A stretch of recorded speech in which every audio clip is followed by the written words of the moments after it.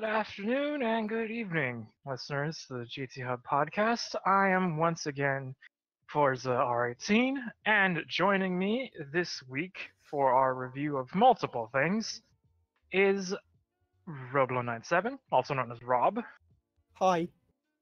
and our Austrian overlord is here this weekend in a producing and possibly a speaking role for. And there he is. Guten Abend, was gehabt? No, we don't need your speaking. Anyway, with Rob's pidgin German out of the way, we shall go to a different part of the world, which is the Chinese Grand Prix. Or should I say the Heineken Chinese Grand Prix.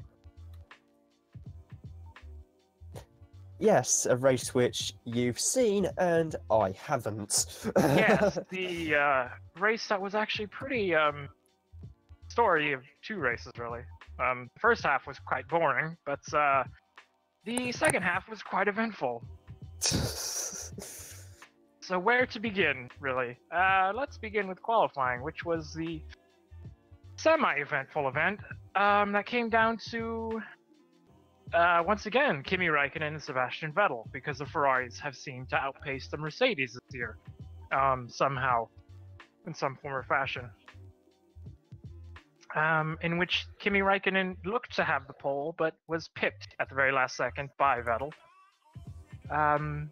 So that locked out the front row for Ferrari, and Valtteri Bottas was the first Mercedes bettering Lewis Hamilton again, in the conditions that weren't suited for the Mercedes, because they could not get the temps in their tires, it would appear. Oh, diddums. Yeah, but we had the race proper now, and it was basically, like I said, the first half of the race was not that eventful, other than the Ferraris running away from the Red Bulls and the Mercedes. And Sebastian Vettel running away with the lead, and Kimi Räikkönen behind. Bottas also staying with pace, with Hamilton as well in tow. And that's pretty much how it stayed until pit stops allowed Valtteri Bottas to gap Sebastian Vettel on the first stop. Or not the first, yeah, actually the first stop and only stop, really. And allowed him to get out front. And that was how that looked set to be before we had the teammates colliding with each other in the form of the Toro Rossos of Pierre Gasly and Brendan Hartley. Interesting sounding incidents. I think isn't the first rule of motorsport not to take out your teammate? Well, I've been told the golden rule of motorsport is don't hit your teammate, but apparently that's not true. Ah, right. Yes. Well, at least they didn't get the memo anyway. Yes, it was the Toro Rossos hitting each other with Pierre Gasly getting into the right rear of Brendan Hartley. And as a result, Pierre Gasly got a 10-second time penalty for the contact. And that allowed the safety car to come out for the debris cleanup that happened from that incident.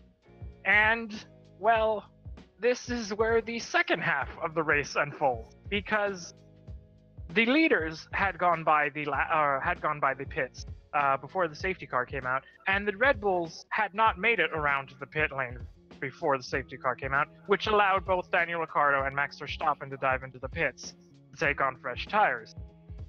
And this allowed both of them to be on fresh tires with 21 laps with a 20-lap shootout. So I think you can kind of figure out where this is setting up. Either well or badly. Well, how do you think it went? It depends which driver you ask, I reckon. Right, okay. Well, stay tuned, because this is going to be exciting. Because this is where the Red Bulls come into their own with fresh tires, and it was a tale of two drivers, really, because Daniel Ricciardo put on a passing clinic of how to pass people cleanly, as opposed to, well, Max Verstappen hitting everything again, because Max Verstappen. Yeah, really. I swear that kid is a law unto himself when it comes to He- driving a race car.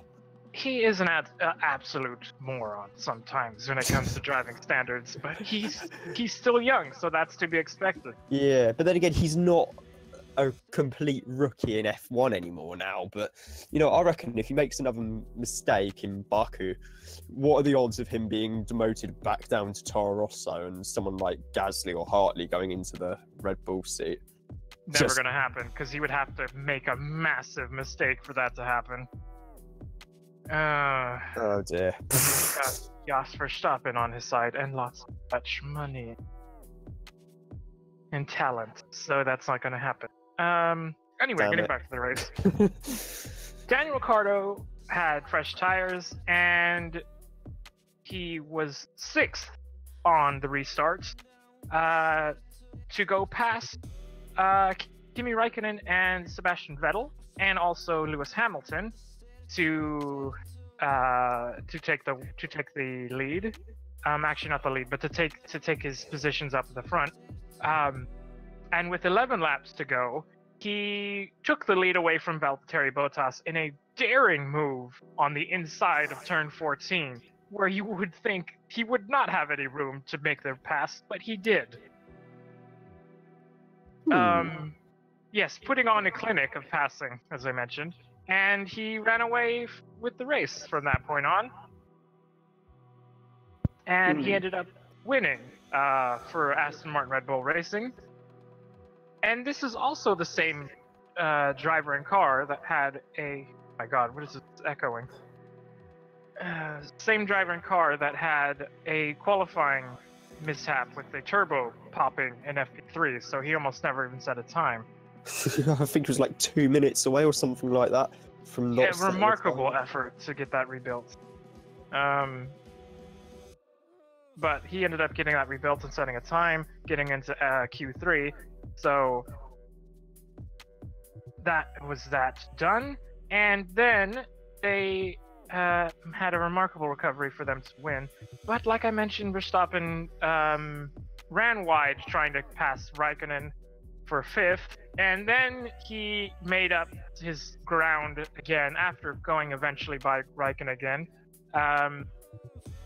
to end up hitting Sebastian Vettel on the inside of turn 14, which ended up spinning both of their cars.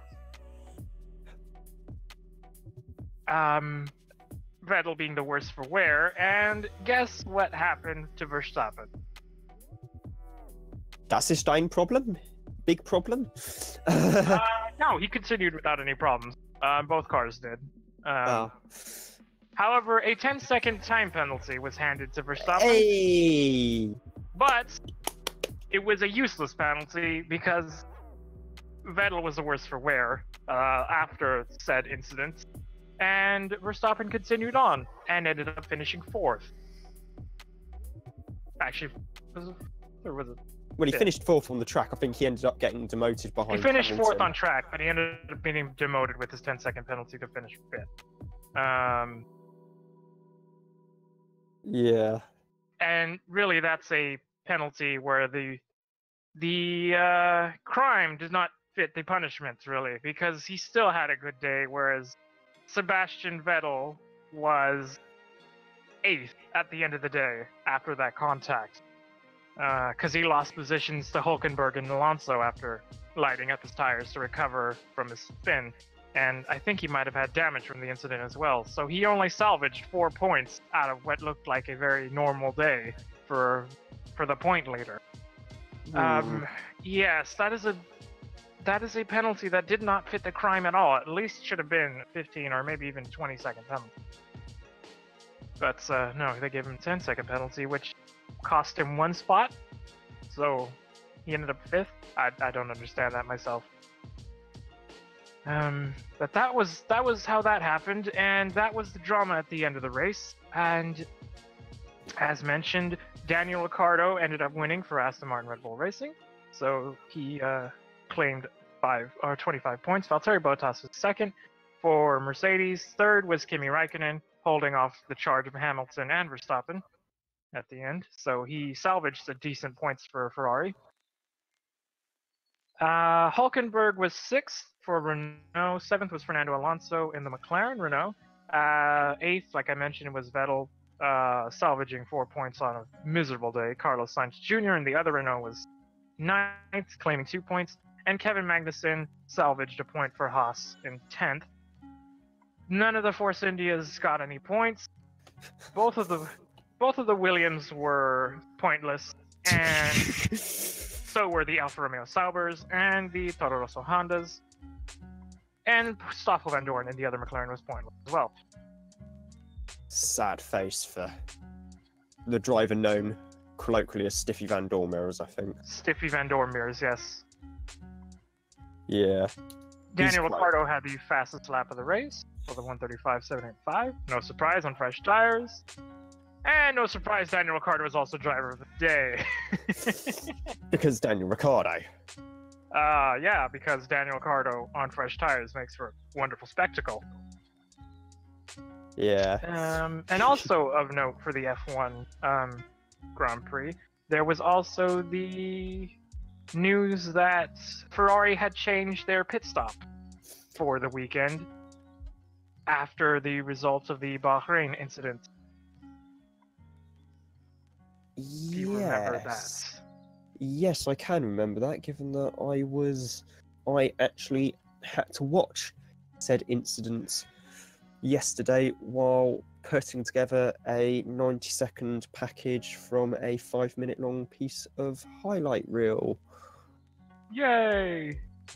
Which meant actually having to place all the markers in on Final Cut and then actually pop into the timeline to get it down into the 90 seconds. I think in the end it was 90 seconds and 14 frames, I think was in the end, or something like that. I guess. I don't know. I'm not the one who did it. So, yes, Ferrari changed their pit stop procedures. So now the mechanic on front of the wheel is removing the old tire, as opposed to what the mechanic used to do, which was put the fresh tire on. So they changed around positions of the rear left tire. So that won't happen any longer. So now there won't be any more running people over, hopefully.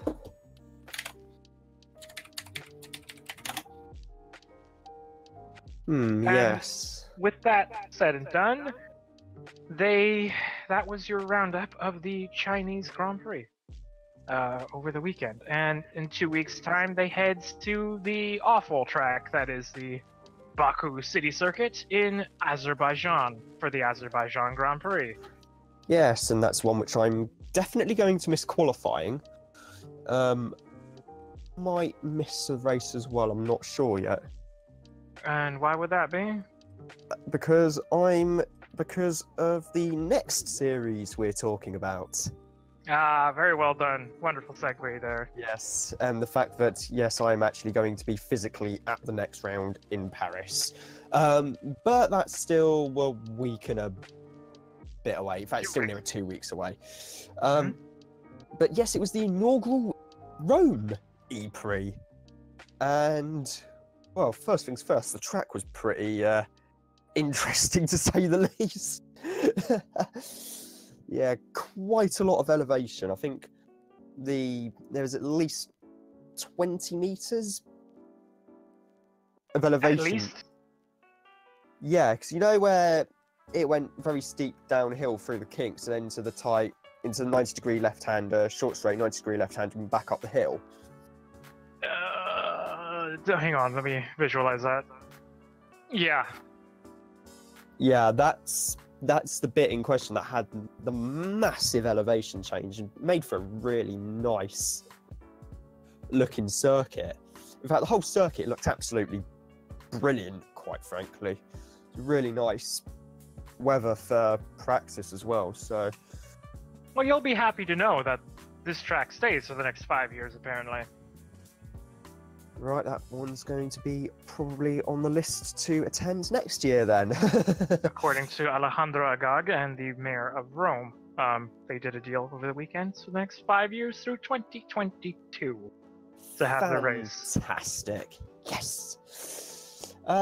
In qualifying, it was Felix Rosenqvist who got pole position, and Eduardo Mortara deciding to go for a little bit of channeling his inner Takumi from Initial D. His inner Takumi. Because it looks something like D out of Initial D. There's the chicane round the obelisk. He hit the wall, damaged the suspension, and still carried on round to set a lap time. Which meant he's still done a better job than a couple of drivers who had, well, somehow managed to miscalculate how long it would take to do the 180 kilowatt lap, and thus never actually done a 200 kilowatt qualifying lap. In fairness, could you do that math? Because I couldn't fly either. Well, I could. It would just involve something a bit more powerful than the computer, which I've actually got switched on at the moment. Fair enough. But that's not my laptop. That's still in my bag. Anyway. Yes, but come the race itself, Rosenqvist dominated, I think it's fair to say, the opening stint. He was pulled away quickly early on, and then from there just settled into a really consistent pace. Well, unfortunately, his undoing was that the race was 10 laps short. Yeah, he did break the rear suspension, I believe it was, while going over a curb. His left rear suspension, yes. Yeah, it was a real shame because he was on course for the win, I reckon, quite easily. But that meant Sam Bird was in a position to pick up the win, and it was really quite an eventful race, actually. I have to say. Where do we begin? There was so much contact, it's ridiculous at this point. How any of them ended up finishing with wings on the front of their cars, I've honestly no idea. Yeah, it was a slight 4-car pile-up. A slight 4-car pile-up. They nearly blocked the entire hairpin at the first turn. Yes. A slight contact at the turn. It's just a slight incident, which saw 2 cars blocking the track. It was Oliver Turvey and Nick Heidfeld, I believe it was, and then Turvey promptly got hit by his own teammates, Luca Filippi. Always good to be cleared up by your own teammate, yeah. Yes. Yes. And that's the first rule of motorsport broken once again. Once again, yeah, pattern, Don't once again. crash into your bloody teammates. For crying out loud, it's not that difficult. It like, seems seriously. For 2 weeks in a row now, that's people like breaking the rules and having patterns. So yes. Yes, I think there's enough material for a compilation to the tune of Breaking the Law by Judas Priest, but that's for another time. Just go to Formula E. I'm sure there's a crash compilation already up on the way there. Yeah, and it was there's quite a lot of other incidents going on. Quite a few stoppages, I think. Cheeto, Jose Maria Lopez stopped on track near the end. I think Alex Lynn had we didn't have a particularly good weekend to start with in practice 1 and practice 2. He crashed in both sessions. As one does, apparently. Yes, and his rather exasperated scream from inside the car was actually picked up by the in FP2 was actually picked up by the TV camera. Yes. Well done. And in the end, one of the big talking points near the end was, is Mitch Evans going to be able to make use of the fact that he stayed out a lap longer than Sam Bird to try and use more energy and potentially claim the win? I can put that thought to bed, because no, he didn't. No, he didn't. You're quite right. He barely made it to the line. Yes, he was crawling to the line. Barely made it to the line. Andre Lotterer, well, wasn't exactly his finest hour. I think it's fair to say in the second stint with some rather, well, he's blocking, basically, moving too many times, and it was particularly good driving from the German. But no, he rounded off the podium ahead of Daniel Abt and teammate Jean-Eric Verne. Lucas de Grassi came second, just under a second behind Sam Bird.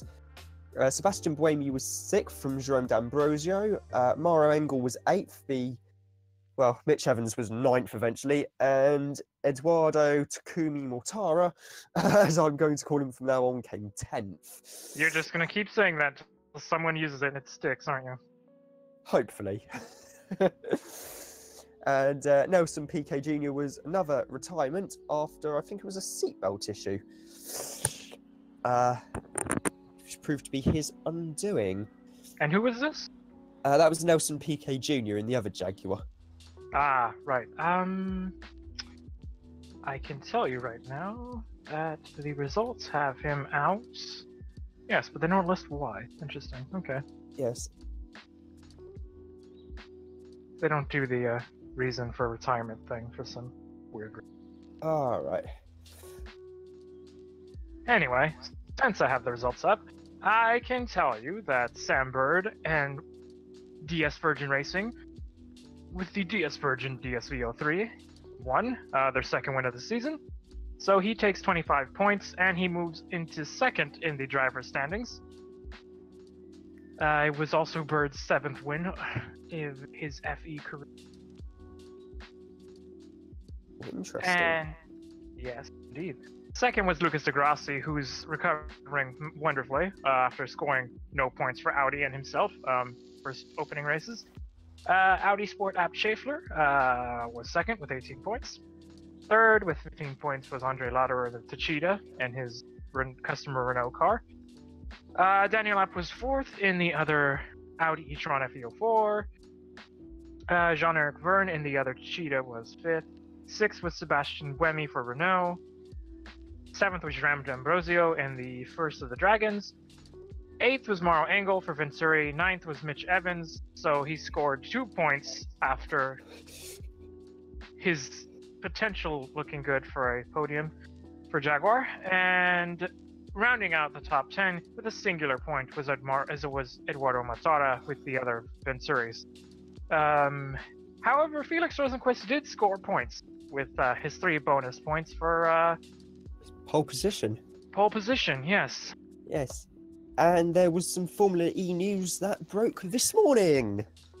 Ah, yes. The news that I said I told you so about, and you said, no, that's not going to happen. But go on. Yes. Martin Hua has been announced as the other Neo driver alongside Oliver Turvey for the upcoming Paris E-Prix. The driver who I said would inevitably probably end up in an FE car, but you didn't believe me.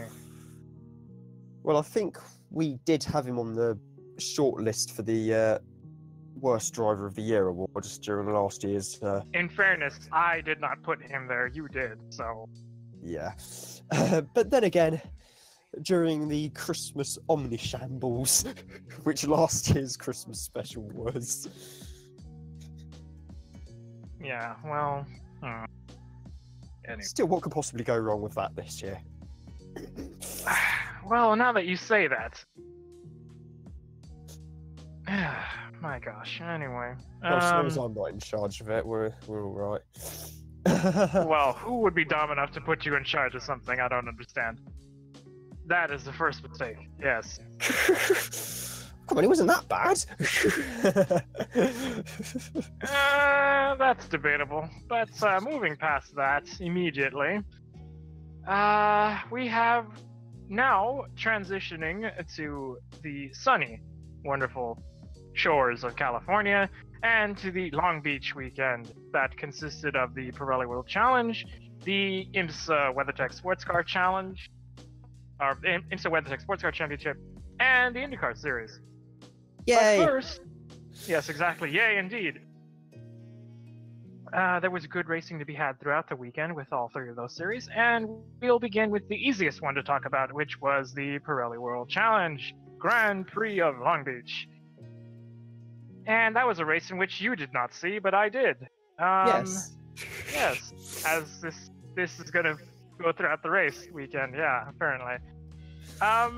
Anyway, we'll start with qualifying, which ended up with Tony Vilander in the number 61 R Ferrari Motorsport Ferrari on pole with a 1:18.496, and Daniel Morad in the number 2 CRP Racing Mercedes was second, and third went to Daniel Mancinelli in the 31 Ferrari. Yuki Hirata claimed the pole in GTA. That was his first in his career, in the 55 Lamborghini. And Paul Holton claimed the GT4 Invitational class with, or class pole with his number 78 Compass Racing McLaren GT4. And with qualifying out of the way, now we can get into the race, which was excitement from start to finish. Also very run under caution most of the time. Due to the incident between Alec Udell in his GMG Porsche 911 GT3R and the Competition Motorsports Cayman GT4 Club Sport MR of Mike Sullivan at turn 8. Now, if you are aware of Long Beach, I think you can picture where turn 8 is. Is it at the end of the long back straight? Yes, it's the right-hander under the bridge. Is it the one which is like just a couple of corners before the final hairpin? Or is it the one at the other end of the straight? It's the other end of the straight. Right. Yeah. Well, turn 8 is a place you don't want to crash because it's very high speed, turn 8. Incident if you crash there. And, well, Alec Udell ended up sideswiping Mike Sullivan's car, which made him turn into the turn 8 wall and smashed heavily with fire and lots of things falling off the car. And that was the incident that caused the race to run 20 minutes under caution flag.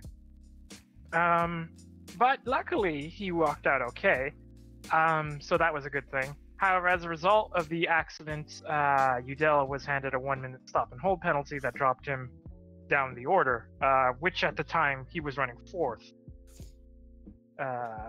And this incident only occurred 10 minutes in, so this was kind of how the afternoon would fare.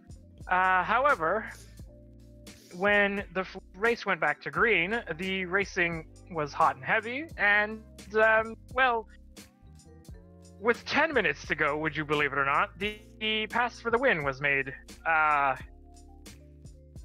And this featured the all-Ferrari battle for the front 2 positions between Tony Vilander and Daniel Mancinelli, with Mancinelli in the number 31 TR3 Racing Ferrari Ford H3, claiming the win after making a pass on Vilander in the 61 R Ferrari Motorsport Ferrari. With 10 minutes to go, leading into the, I think it was turn 8, or turn 7 or 8, I think, where the pass was made. But he ended up getting by him with 10 minutes to go and holding off Vilander. Vilander would go on to finish second, and Alvaro Perez in the number 9 K-Pax Racing Bentley would finish the podium in third and scored K-Pax's first podium of the season. Yes, in one of the presumably, well, either a rebuilt car or a completely different chassis after what happened at St. Pete. That car was rebuilt. Well, not the one that he crashed at St. Pete, but the one he's racing currently is the spare chassis that was the third car that was supposed to be meant for customers. However, they are rebuilding the one he wrecked at St. Pete. And right. there is the number 9 Bentley, looking resplendent in black and yellow. Black and yellow, black and yellow, black and yellow. I was waiting for that to happen. Alvaro Perez was on the podium, like I said. The GTA winner came down to a last-minute pass on the almost the ultimate penultimate corner, where Yuki Hirata and the 07 Ferrari of Martin Fuentes came into contact, and the 55 was spun into the wall, and the 07 had damage, and the 07 pulled away from the incident, but was limping with some damage. So as it was crabbing down the front straight, The 55 came storming past to claim the win, so all was not lost there. It was almost as if no harm, no foul, really, between that incident. But the 55 Dream Racing Motorsports Lamborghini Huracan GT3 of Yuki Hirata claimed GTA, and the GT4 Invitational class was very straightforward, with the 78 Compass Racing McLaren 570S GT4 of Paul Holton running to the flag, and that was the drama-free class of the day. It also marked Paul Holton's first win as a McLaren factory driver as well. Yeah, I was just about to mention he's a factory driver now, I believe, for McLaren. Yes, this season is his first season as a factory driver, after shining for them last season in the Continental Tire Series. So he gets his first win for them as a factory driver, and that was the Pirelli World Challenge race. And 2 weeks from now, they go to VIR for the Sprint X round. That should be fun to watch. And now we move into the other sports car race of the weekend, which was the IMSA WeatherTech Sports Car Championship Bubba Burger Grand Prix of Long Beach. Yes, and I've just seen some breaking news that I think I might need to read. After we mentioned this. Yes. But yes. Oh, is it what I've just posted? Yes. Right. We'll decide later who talks about it. If you want to read that now, actually no, we'll do that after I mention this, because you didn't see the IndyCar race either. I did see the highlights you sent me this morning on the Okay, so then that's better than anything, really. Yes. Okay, excellent. Anyway, moving back to the Bubba Burger Sports Car Grand Prix at Long Beach. We had some excellent qualifying happening between the prototype class and the GTLM class. Exciting already. So this set up the weekend quite nicely. I don't think you saw qualifying, so I'll just mention it briefly. I did not see qualifying. Of course you didn't. Anyway, in the end, it was the first pole for the new Acura Team Penske ARX-05s. With Elio Castroneves looking like the speedy one at the beginning. However, he was not to stay there and ended up fourth overall, as he was pipped by his teammate in Juan Pablo Montoya in the number 6 with a 1:12.922, which was a new track record and bettered the previous record from last season. And believe it or not, this was Montoya's first pole at Long Beach as well. Wow. After his long IndyCar career, yes. I could not believe that either. The pole lap was also only 5 seconds off Scott Dixon's FP1 time in IndyCar. So, quite a quick lap. We're getting back to proper sports car times now in IMSA around the streets of Long Beach. In qualifying anyway. But second was the number 31 Cadillac of Felipe Nasr, and third was the number 55 Mazda of Harry Ticknell with a 1:13.156. That was prototype qualifying. In GTLM qualifying, it was even more dramatic because literally the pole was snatched away from the Porsche GT team at the very last second. That honor going to the number 66 Ford Chip Ganassi Racing GT of Joey Hand, also setting a new track record with a 1:16.869 lap time. Wow. Yeah, so that was how that qualifying set up for the race. And the two Porsches were second and third, like I mentioned. Lawrence Van Thor sitting on a 1:17.013, and Patrick Pile with a 1:17.263. So it was very close at the front. And now we move into the race proper, which before action even started properly, we had a full course caution already. Yes, I did see that in between the bitrate encoding issues during the start of the during the first half of the race on the international stream. But yeah, it was the performance tech car, I think, of Karmason. Yeah, the Performance Tech Orca 38 and the 52 AFS PR1 Matheson Motorsports Ligier of Gustavo Jackerman coming together at the fountain turn. I thought it was Saavedra in the car at the start. Was it? I don't know. It could have been Jackerman. I believe it was Jackerman. Yes. Ah, well, according to the thing I read, is good old Yak Attack. Yak Attack, as he used to be known. And that was actually at the fault of Gustavo Jackerman. I believe it was anyway, but Kyle Masson got turned around, and so did the 52. And Kyle Masson had right rear suspension damage after hitting the wall and retired on the spot. So that was day done for the 38 there. Damn it. Yes. And that was how the race started. But once the race had gotten properly underway, it was a battle between, all the way through, between the prototypes and the GTLM classes. Yeah. It was, it seemed like quite a good battle from what I could hear. Many brave passes were had in prototype, initially anyway, between the Acuras and the Mazdas and the Cadillacs. The Nissans weren't very much to see because the 22 fell out quite early with mysterious problems with the hands of Pipo Durrani, with what turned out to be debris hitting the master kill switch. So that was what put that car out in a bizarre incident there. It's very peculiar. So that took out the 22, so that left the sole Nissan of the number 2 to soldier on. And soldier on they did. Quite magnificently, which we will bring up later on. But the racing, the close class to watch was, of course, GTLM again, because when in doubt, GTLM. Oh, absolutely.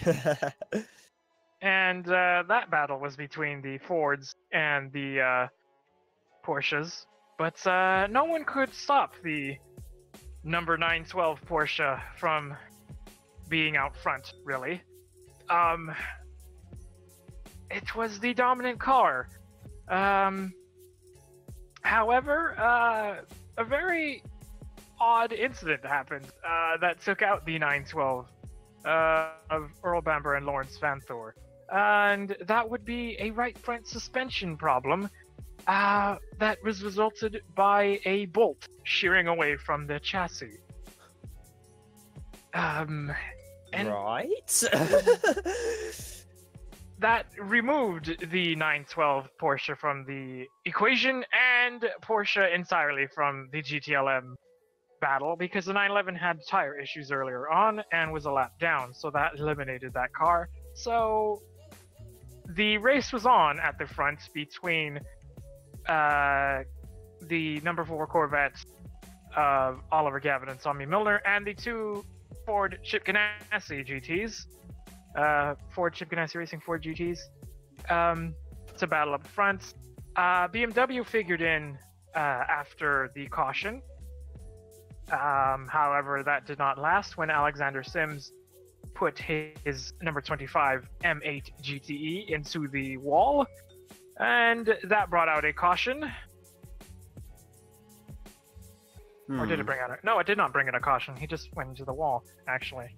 And that put day done for the BMW after it was leading. It was second at the time when it threw it away. And that was the midpoint of the race. But Tommy Miller and Oliver Gavin held on in GTLM to hold a win for Corvette over the number 67 Ford GT of Ryan Briscoe and Richard Westbrook. And the third place car was Joey Hand and Dirk Mueller. So it was American 1, 2, 3 for them. In GTLM. And in prototypes, after the second caution flew for the day, which was caused by the banana boats of Robert Alon stopping on track in turn 1 with gearbox issues.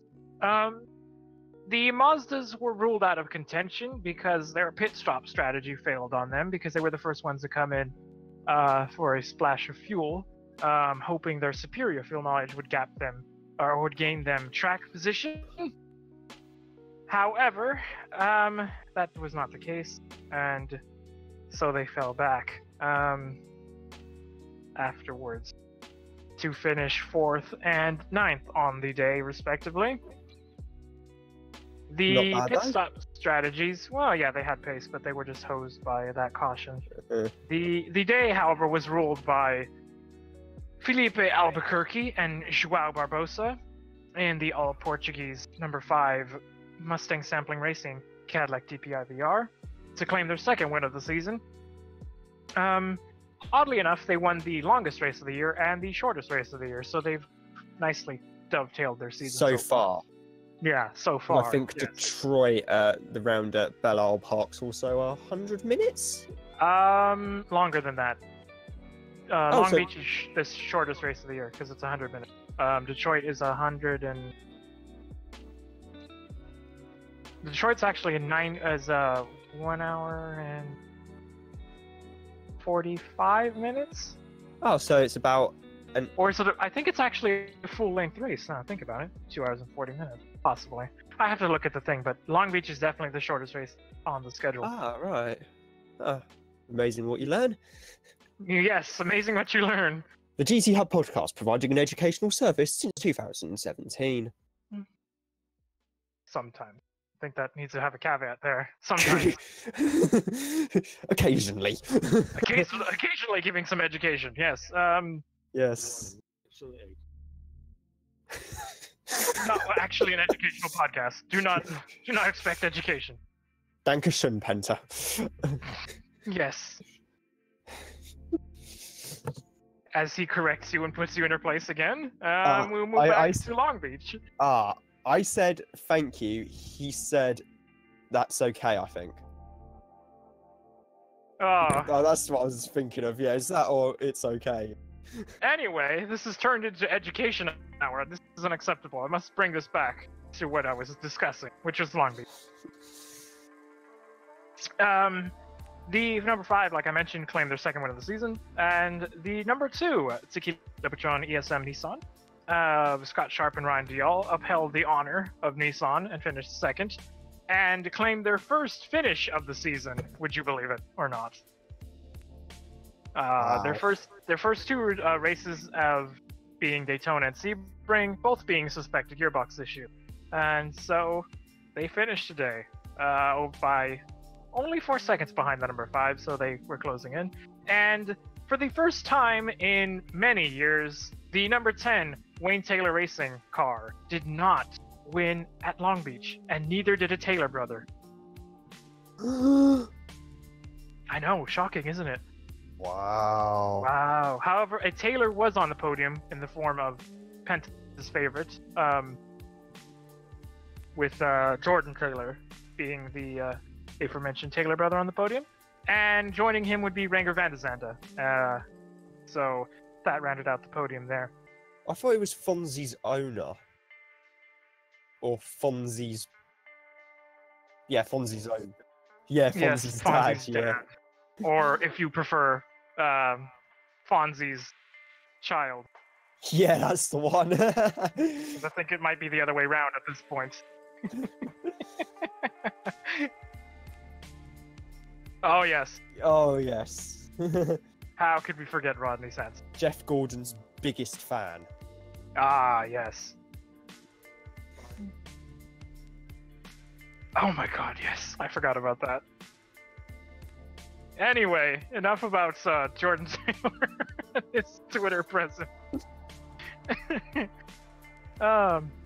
Milestone actually happened over the weekend for IMSA as well. And would you know what that was, Rob? No. It concerned a Corvette racing driver. Would that be Ollie Gavin? Yes. Oh, well, that was a guess, right. Oh, okay, let's see if you know what it was then. Go on. Oh, crikey, right, this is going to go horribly wrong, but I'd say, was it like a record appearance or something? A record win. Oh, He scored a record number 8 wins. oh, in the GTLM class? Well, for his career. It wasn't a record for the class, but it was a number of wins for himself with one team. Oh, wow. Yeah, good on him. Okay, since you don't know, I'll put you out of your misery. Oliver Gavin got his 50th win with Corvette Racing. In the, well, just entirely. This ranges from his multiple appearances in GTS, GT1, GT2, GTE, GTLM. Any class Corvette has been in over the past decade, he's been in a car. Probably a couple others to come, beginning with GT. Yes. This includes multiple Le Mans 24-hour wins with the team as well. So, yeah, he's pretty much been there, done that with Corvette Racing. So well done to Yardley Hastings' finest sports car driver there. Oh yes, very, very well done. And Tommy Miller also got his 16th career IMSA win at the weekend as well. So, very well done to those guys indeed. And now we move on to some IMSA news. And what is this? Concerning the next round at the Acura Sports Car Challenge at Mid-Ohio. Yes, the first race I will have actually seen Mid-Ohio, believe it or not. You've never seen a race at Mid-Ohio? No. What? Not a live race. You've never seen a live race from Mid-Ohio? No, because the only IndyCar I've seen from Mid-Ohio has always been the highlights. You've never seen... Oh, wow. Okay. Well, you're in for a treat then, because sports cars around Mid-Ohio is amazing. As the name would say, you know, the Mid-Ohio Sports Car Course. But modern DPIs around Mid-Ohio should be amazing to watch. Should be interesting to note, with Mid-Ohio, how quickly they can get to their old ALMS times. There, with the Porsche RS Spiders and the Acuras and the well, of course, the all-conquering Audi R10 TDIs, really. But going back to what I was mentioning, the news bit, Spirit of Daytona Racing will be back, at least planning on being back for Mid-Ohio after rebuilding their car. So that would add the 4th Cadillac DPI to the field for Mid-Ohio. Hooray! Hooray, indeed. So that would put Matt McMurray and Tristan Vautier back in the field. So that should be fun to watch. And also a very, very well received news for any fan of Memo Gidley's is that he will be back in an IMSA competition for the first time since his crash at Daytona in 2014. Say good news for any sports car racing fan. Well, that too as well, yes. Some good news for anyone who loves sports car racing is that Memo Gidley will be back this weekend at the Barber Motorsports Park supporting the IndyCar race in a FMO Racing Norma M30 for the IMSA Prototype Challenge series. Yes, and if anyone, I think he might be classed as a silver now as well. Well, that is exactly why he is in there. But he will be driving an FMO Racing Norma with team owner Charles Chi to win that weekend, and we wish him luck. Should be fun. Should be absolutely brilliant to see. This is the first time he's been in an IMSA prototype after his accident, because the first time he was back in a prototype was at the Daytona Classic 24 Hours last November, I think, or this past November, if I remember correctly. It was a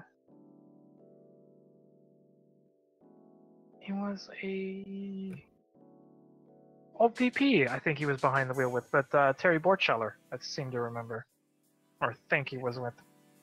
take your word for There it, you 'cause I don't know. Yeah, I think it was. Someone who knows would probably correct me on chat, if anyone's Yes. on chat. But there's a lovely looking Norma in its bare carbon. Probably the best looking LMP3 that's out there, actually. Because the Ligiers are nice, but that Norma just, it looks proper.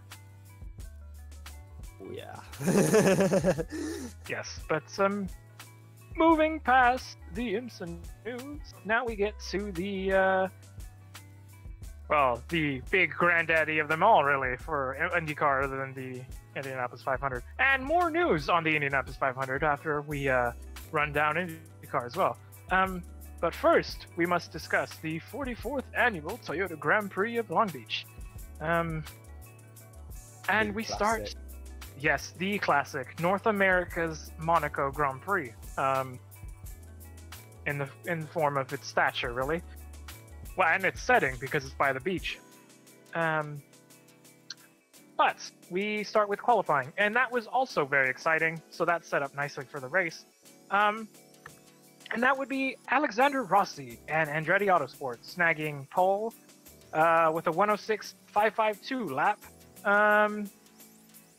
beating Will Power and Team Penske, who lost some time after he hit the turn 8 wall with his left rear tire. The same thing happened to Joseph Newgarden, who ended up finishing out the bottom of the Firestone Fast 6 after also slamming the wall with his left rear tire. That put him out of contention. So For what pole, So what was the pole time again? 1 minute 6? a 106.5528. Rounded up as a 106.55. Wow. Yeah, that's getting around there quite quickly. Wow. Wow, it's amazing. Yes, that was Alexander Rossi on it. That lap time. It was his second career pole for Alexander Rossi, and this will not be the only time we talk about Alexander Rossi for the weekend. But the rest of the Firestone Fast 6 was Simone Pagenaud in third, Scott Dixon in fourth, in the number 9. Fifth was the 15 of Graham Rahal, and like I mentioned, Joseph Newgarden rounded out the bottom of the Firestone Fast 6. Now, to the race proper. Well, much like the pattern with IMSA, the race got started under caution, basically. Yeah. And it was, I believe it was the Rahal Pagenaud incident for which Rahal copped a drive-through penalty. Yes, sadly, Simone Pagenaud Yes. did not make it past turn 1. Actually, didn't even make it into turn 1. Because he was punted almost immediately by Graham Rahal on start. Because Graham Rahal just fortunately locked up the front and could not stop in time, and well, there went Pagenaud. Spun him around, left rear went into the wall and broke the wheel and the suspension, and that was his day run. Unfortunately for Pagenaud, and did not even get to finish a lap. Oh dear. Yeah, basically. Which was just a very bizarre incident, really, because there was no need for it, really. But that was that. And it's a long race as well, so. Yeah. Unfortunately, just a bit of a mistake, and that ended up ruining Simone's race, and he didn't get to finish it, really, or even recover and get any points. So he finished 24th and last on the day. Although he did say that damage was actually repairable had it been possible to get the car back to the pits. Yeah, it was repairable. However, there was also another pattern for the weekend, which was that tow trucks delivering things to the wrong areas of the track happened. No. For the IMSA race. I don't know if this was the case for the IndyCar race. I just don't think that the IndyCar or the track officials were allowing the car to be brought back to the pit area to be worked on. So they couldn't even get their hands on it. So that was how that ended up working out. Yeah. But on the restarts, it was basically how the race ended up becoming for the rest of the race, really, which was Alexander Rossi pulling away on the restarts. And in I don't his think that's the rocket first ship time. of a car. I don't think that's the first time we're going to be saying that either tonight. No, and Alexander Rossi leading laps is not the first time that's going to be mentioned either, because he was the man of the day, pretty much. Yeah, there were 4 cautions on the day, and every single time, Alexander Rossi would pull away on the restart. Oh god. Oh wow. Ah, yes. Just to put a point of contention on this, he led all but 14 laps on the race. So I think that just kind of spells out his domination on the day. Oh wow. Yeah, that was pretty epic, I must say. He put a spanking on the field for sure. That was yeah, a dominant drive for Alexander Rossi. However, he had to overcome some pit stop strategy from Sebastian Bourdais and Ed Jones and Will Power and Scott Dixon. So that was that. However, he was in a field of his own, so we'll just leave him out of the equation for a moment there. The bone of contention, however, happened to deal with the pass of the race, which I think everyone can be concerned, which involved a ballsy move by Sebastian Bourdais going around 3 cars into turn 1. Yes, round the outside of 2 and then up the inside of another. Round the outside of 2 for position, and then on the inside of Matthias Leist, who was lapped just because he could. Really. Yeah. That was the move of the race. That was magnificent driving from Sebastian Bourdais. Here we go. We have a video clip happening here now, and there we go. here's the pass for the race. Yes, let's just sit here and enjoy this. Here it is. 2, and then Matthias Leist. Oh Yep. god, that was amazing. With Scott Dixon in very close pursuit. Here you go, on board with Bourdais. Just look at this again. Just Bourdais Dixon. See, and now pay attention to that blue line on the inside there. You see the double blue lines that were there? Yep, that's the pit lane, I believe. That was, as we see it again, thank you, Penta. There, he crosses over it with slightly over it with his right rear side, or his right side tires. That resulted in a penalty that he had to give the position back to Scott Dixon. There, as you see. The penalty was that he had to give it back to Dixon because he was in the pit exit lane. That was ruled by race officials there. However, I would not... About half a lap later, I think it was, or something like that. It was about half a lap later that Scott Dixon ended up becoming behind Sebastian Bourdais again. Because he made yet another ballsy move on Scott Dixon. He just made ballsy moves in general. Here it is. The wonderful move coming from way back on push to pass to go into turn 1. And he just got it right back anyway. Yes, Here we come. Here we go. Coming down the straight and push to pass. And there we go. Push. Yeah, a little bit laggy, but here we go. Oh, nose cam, wonderful invention. And just straight by Scott Dixon into turn 1. No harm, no foul there, really. And then he just set out after Alexander Rossi again. Oh man, the action was definitely coming from Sebastian Bourdais all day long. Him and Scott Dixon, it would seem. But in a repeat of things, yeah. Him and Scott Dixon were the stories of the race. Oh man, that camera is cool as heck. Nose cam and visor cam, the best thing about IndyCar besides the aero kits. And the just racing. Just imagine if they still had 2.65 litre turbocharged V8s. You mean of the old kart persuasion that you heard from 1995? Yes. That would be music to my ears, really. Same here. It's kind of funny because after last week's episode, we did jokingly say, well, I jokingly said, and welcome back to two old blokes reminiscing about the glory days of the American Le Mans series. How about now it's two kart, old... is it? Yeah, now it's kart. Yes. Kart slash the champ car side split. Oh no, we've gone down the memory lane again. Oh dear. That's actually a small series in its own right, probably.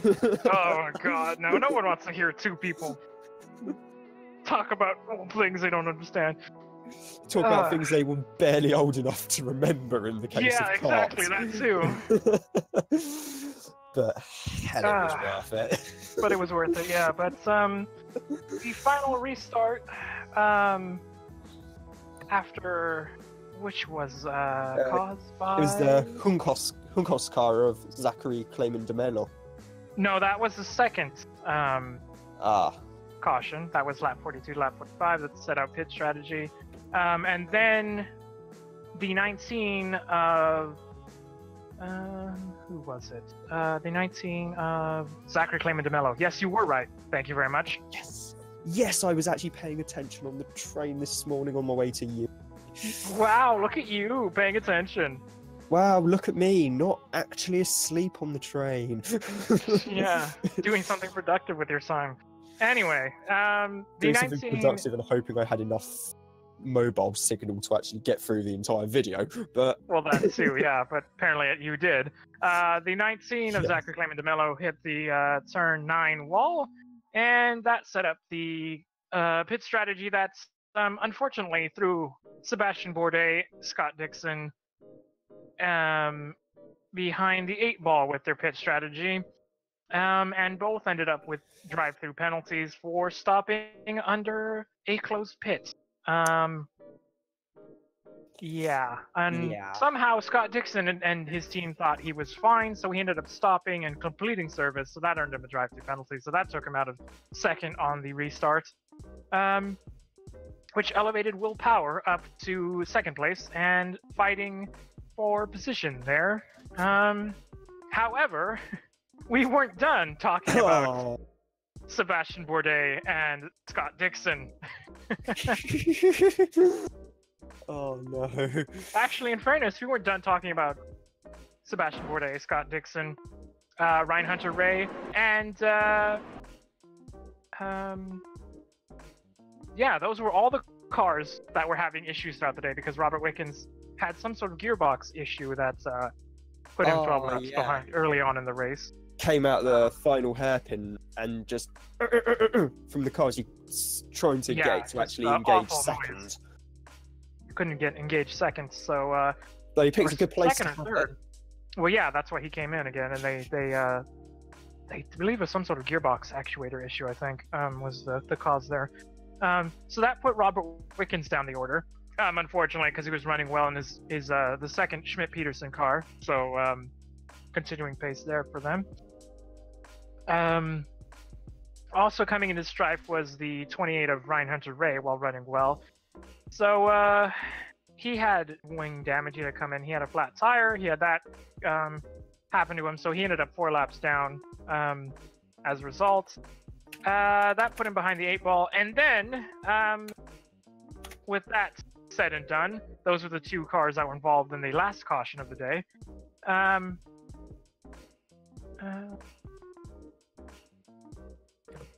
So that was Robert Wick. My bad. They all got into a calamity at the final hairpin. With, of all people, doing of all things, you would not expect him to do. This said with much sarcasm, because of course I expect this person to do this, which was Jordan King. Reliving his his F2 driver past and just dive bombing in a corner where he did not belong. And ended up spinning Sebastian Bourdais. And that, yeah, so that was putting insult to injury there. It never rains, but it pours. So poor old Sebastian Bourdais had a hell of a day. And he ended up spinning, which ended up blocking the hairpin, which caught out Scott Dixon, Ryan Hunter-Reay, and Robert Wickens. And wouldn't you know it, Jordan King just got to drive right by as he caused the accident. So very much like an F2 race. I was going to say, Bourdais had a bad day. Don't rhyme, bro. Bourdais with a bad day. Yeah, here we go. From the nose cam of Sebastian Bourdais. Coming in, minding his own business, and now he's turned around. It was a sick rhyme. Minding his own business, and he's turned around. And everyone goes around them. And there's Dixon being blocked by Bourdais. Yep, see? Just, you have problems, and everything just goes wrong. He had 99 problems. And Jordan King was all of them. Yeah! And here we go. He's stopped and lights him up and gets going again. So there we go. He had 99 problems, but finding reverse gear wasn't one of them. Nope. Finding reverse gear was not one of them. Jordan King, just, I had no idea what he would think. Having said that, at least you can find the bits of debris quite easily, given that they are in the OSHA-approved fluorescent yellow and black. Yeah. Caution tape. Caution tape fluorescent yellow and black. But that set up the restart. That would inevitably come for, well, we're going to say his name again, so I apologize. Alexander Rossi. Hold on. Did we mention Alexander Rossi at all? No, I think we might have just mentioned him again. Alexander Rossi done all right. Yeah, he done all right. Yeah, that boy. Well, I mean, what has he ever done? Well, I think he may have won 100 running of the Indy 500 with about, yeah, half a thimble full of fuel in his tank. Probably half a thimble full of fuel. Given more like vapors of fuel in his tank. It was just, yeah, you're right. It was literally just vapor in the tank at the time. Oh man. Anyway, he was leading with 5 laps to go, and well, he had to hold off of all people, who I know I would not want behind me if I was having to hold off and restart. Will Power. Yes. Around the streets of Long Beach. So yeah, no thanks. On more push to pass than him, and well, wouldn't you know it, Alexander Rossi. Yes, I said his name again. Somehow ended up holding on. And making Will Power use up all of his push to pass. I don't understand how this happens, but he held off Will Power over 1.2 seconds to hold him behind him. So this was Alexander Rossi's third win.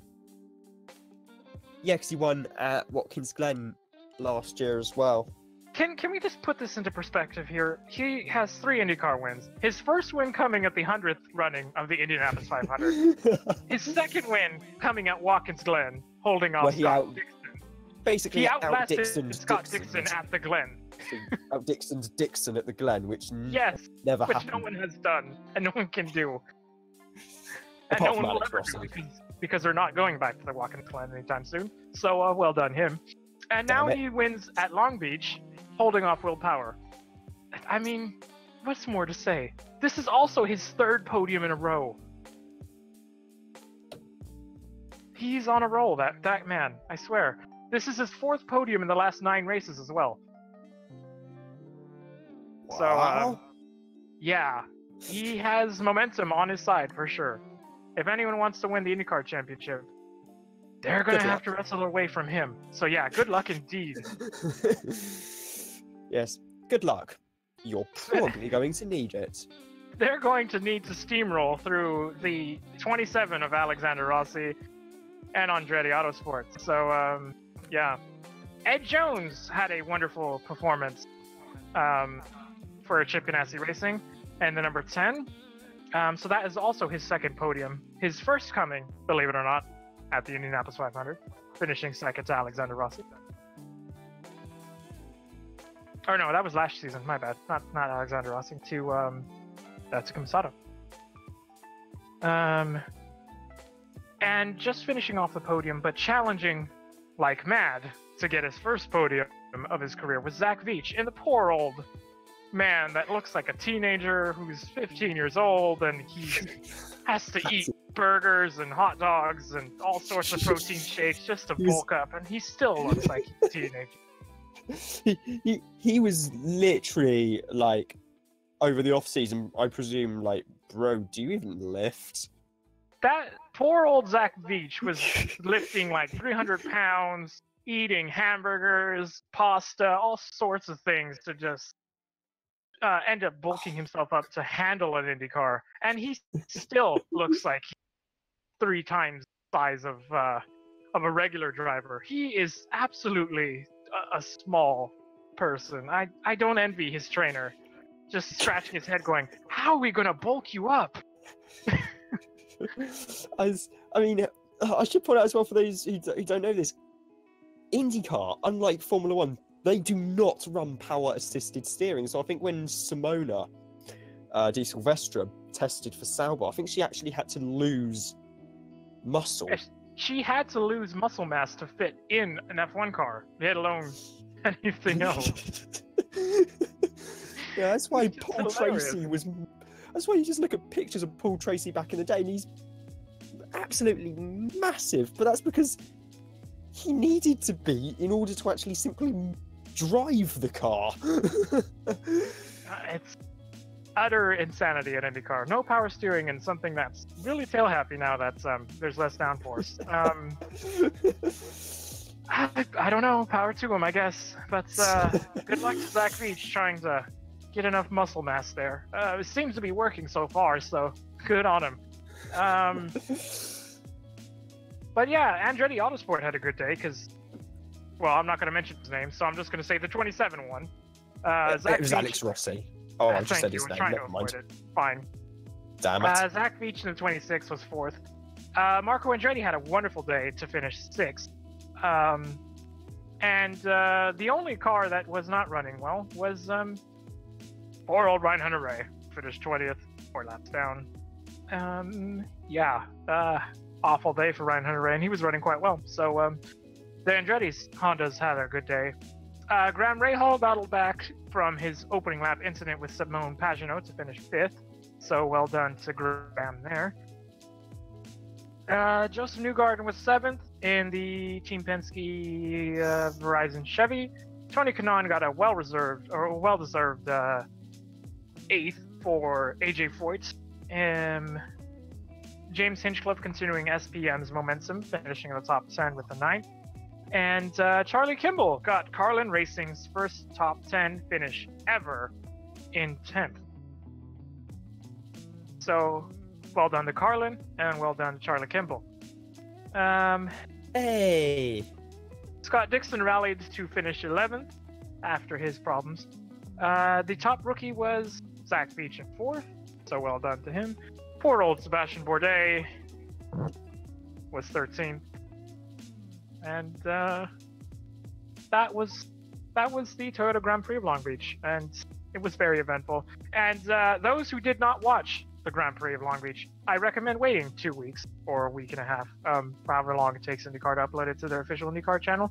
But you should definitely watch it because it was really worth it. Action-packed throughout. The new IndyCar body kits, aero kits, should be wonderful this weekend at Barber for the Honda Indy Grand Prix of Alabama. So mark that on your calendars to watch, because Indy cars around Barber is exciting, and with the new aero kits allowing for more passing, it should be exciting. I'll leave it at that. Yes, and there was some news that broke shortly before we actually went on air tonight. And that would be...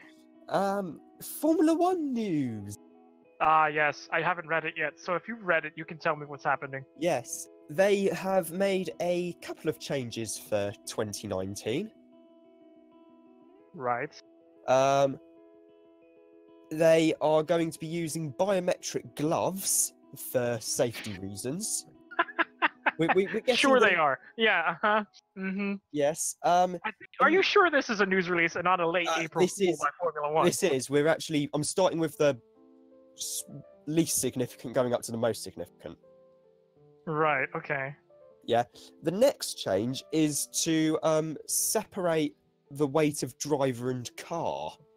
So at the moment, if you have a Hang on, I'm gonna stop you there. How do you separate weight of driver and car? well, because at the moment, if you're a driver who weighs 65 kilo, you've got about 15 kilo of ballast to play with. Well, the team has as to where they Right. position it. Okay. But if you weigh 80 kilo, you don't. So, but now the driver and the seat must weigh 80 kilos, so they're going to ballast the seat.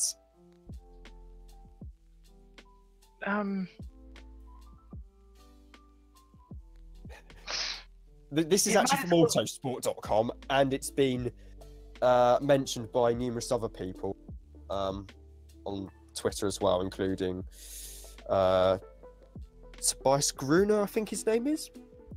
I don't see it on Racer, so it doesn't exist as far as I.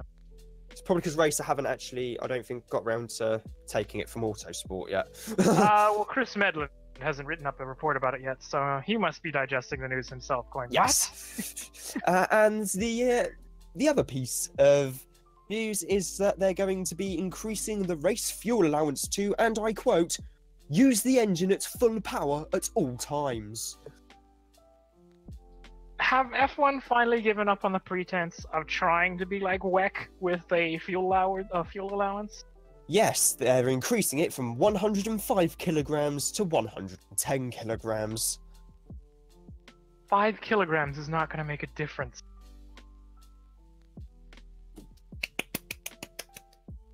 Congratulations! It You doesn't have make more a common difference. sense. You can see through what the FIA are trying to force through, trying to make Yeah. fans think that F1 is going to be awesome in 2019 when actually it's going to be. I do Yeah. have a serious question though on this point. Yes. The engines are designed to run on a fuel flow limit, correct? Yeah. Fuel With flow a fuel limit. flow limiter on the engine. That's what they were fundamentally designed to do, right?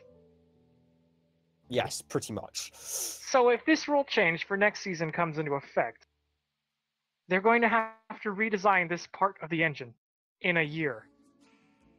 It's just a case. I think it's just be a case of redoing the engine mapping. I would have thought.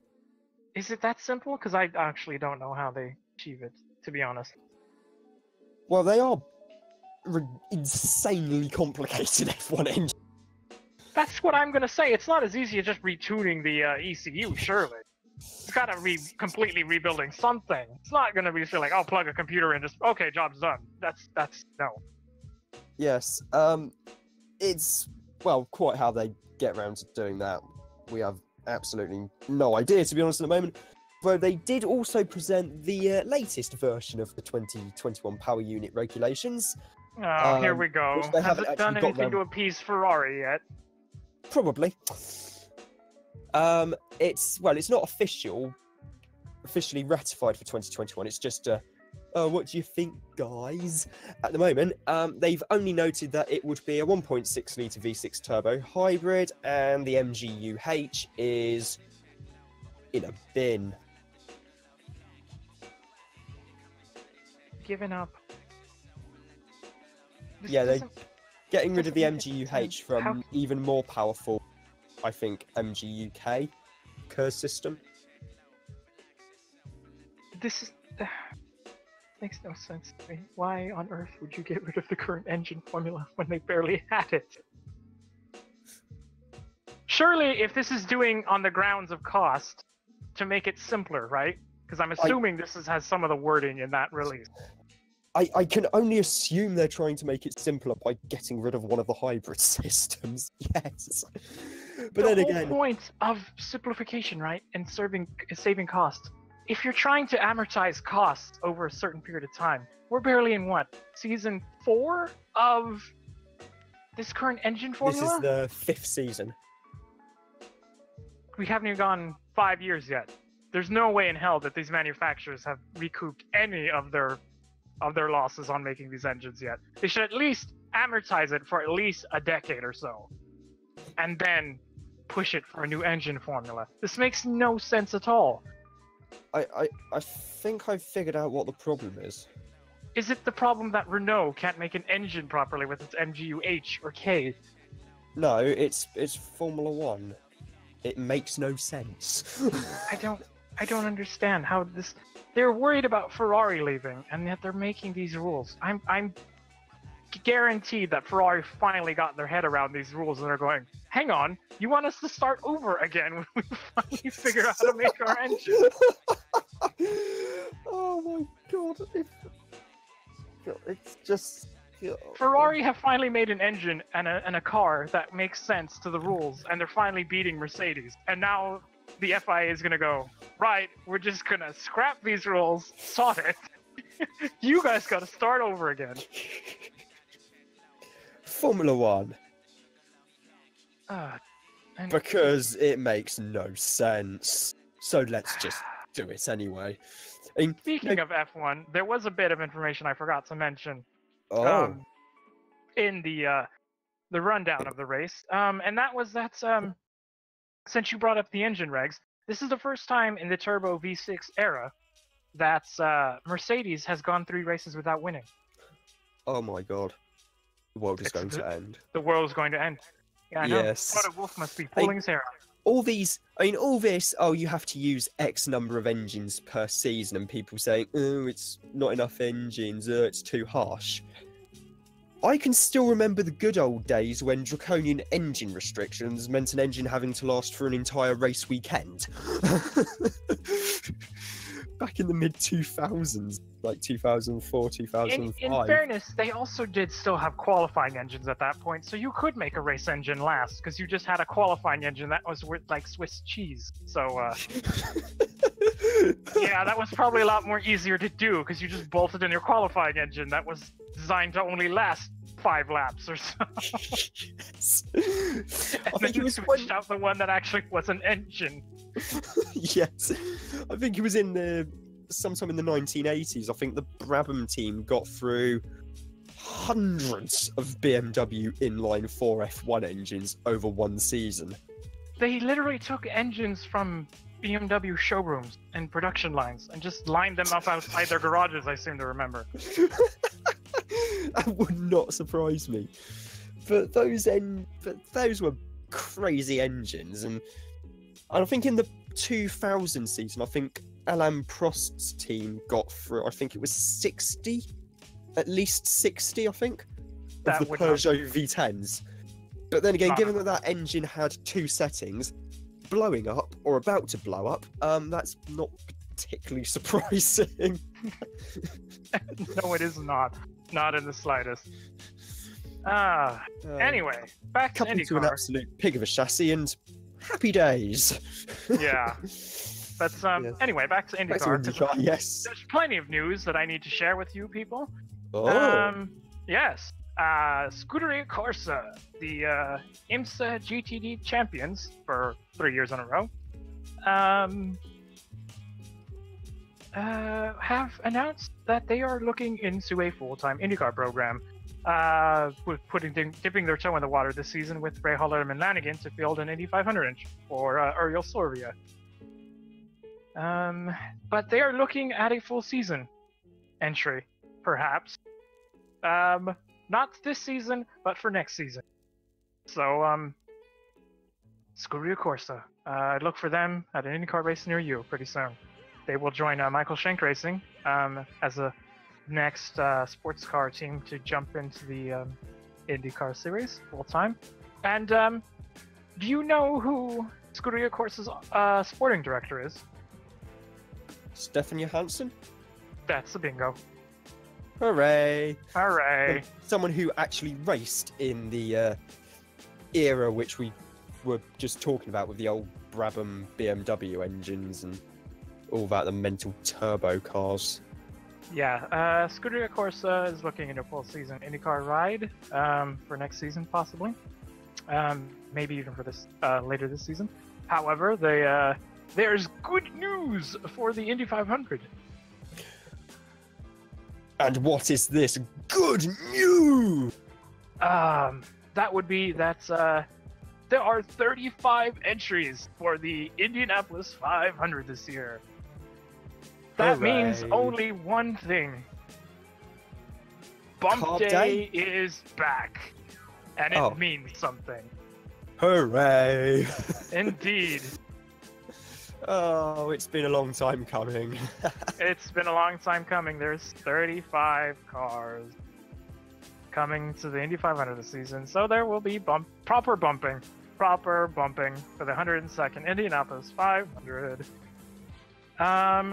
The first news of the 34th entry is that J.R. Hildebrand will be making a second.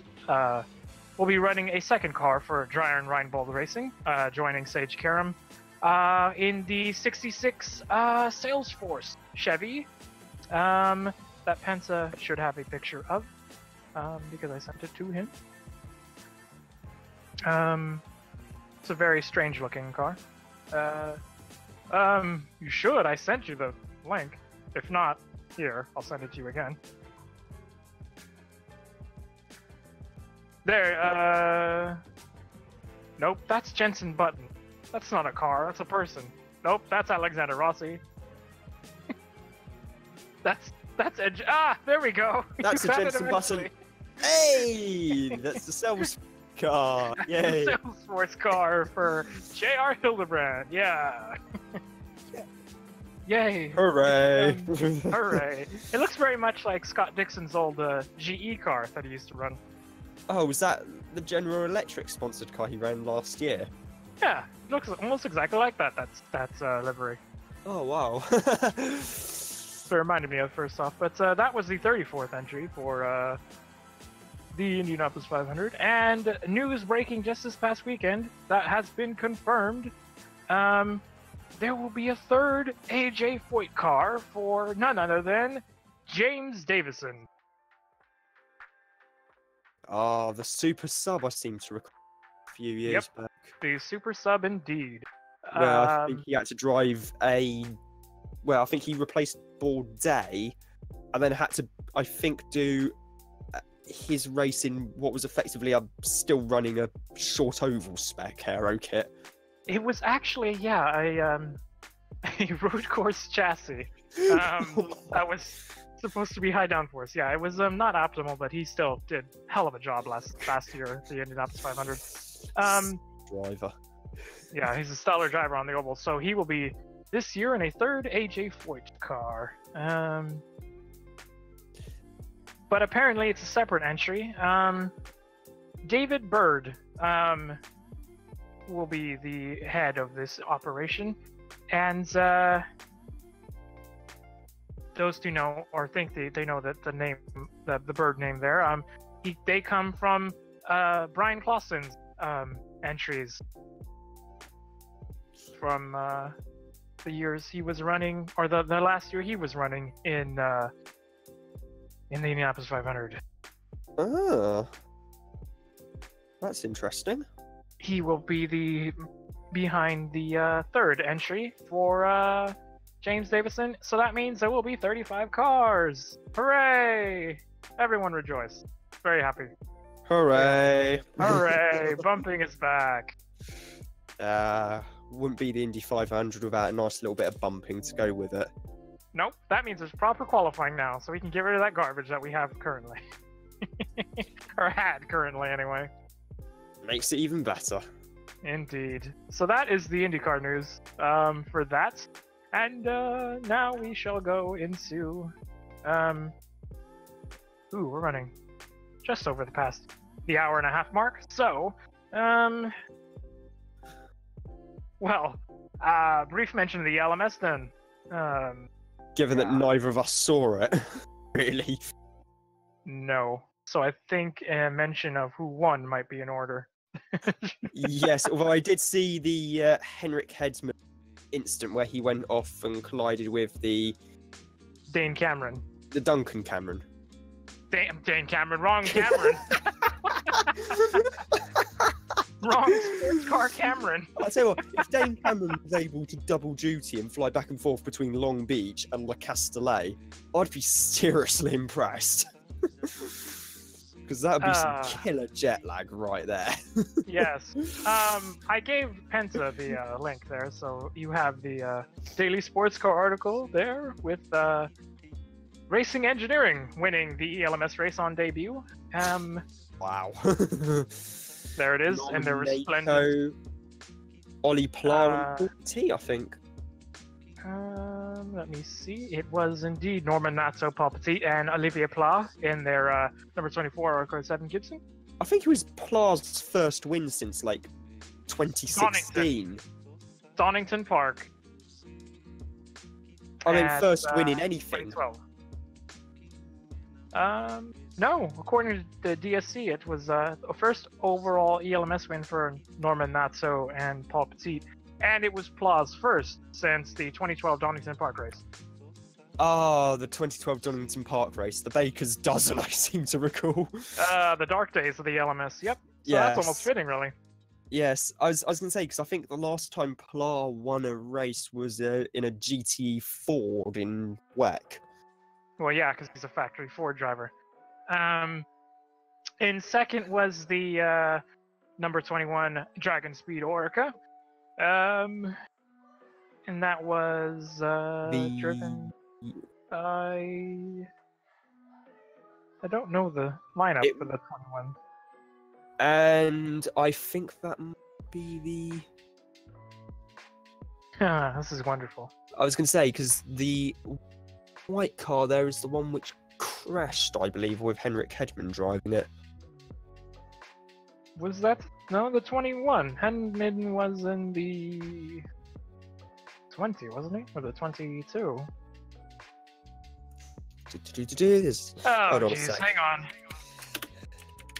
Oh, wait a minute. No, sorry, my bad. I'm reading this completely wrong. Just ignore my nonsense. Second was the number 33 TDS Racing, of Matthew Boxavier, Francois Perotto, and Loic Duval. Sorry, Penta, that was the wrong picture. Yes. You should have it. It's the gray one there. There yes, we go. There is. 33. I can see the 33 at the front. Yes, we were looking at Dragon Speed car at the back, thinking, "Hold on, what was that doing there?" Yep, sorry, brain fade there. And third overall was the was the number 29 Duquesne Engineering, Oracle 7 Gibson. Nelson Pierre Pansatici, Pierre Rag, and I can't remember the other driver's name. Indy Lights driver Nico Jamin. Oh, Jamin! Damn it! I should remember Jamin was in that car. I tell you what, that Duquesne Engineering car.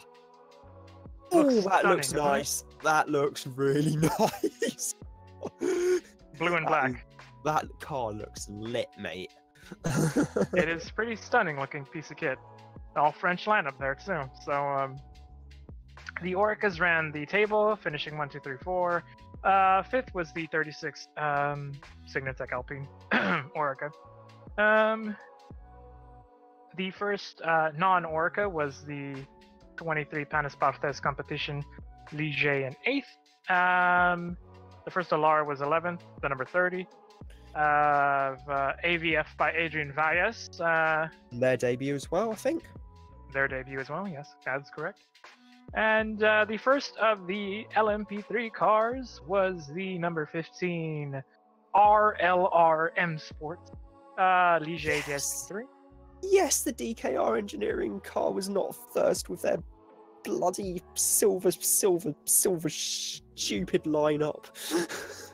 God, tell them how you really feel about it.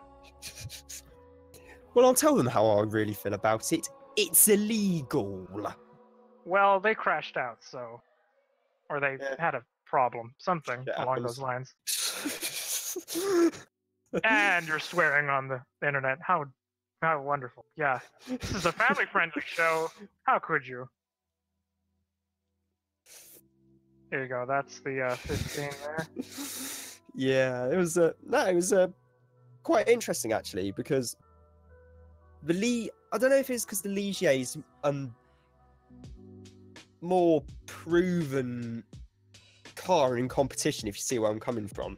Like, the Yes. Norma is still a much newer car, and yet the Ligier has been around for a few years now. I think it actually made its debut during the very first year of LMP3 back in 2015, albeit as a one-off entry at the final round at Estoril for Graf Racing, if I remember correctly.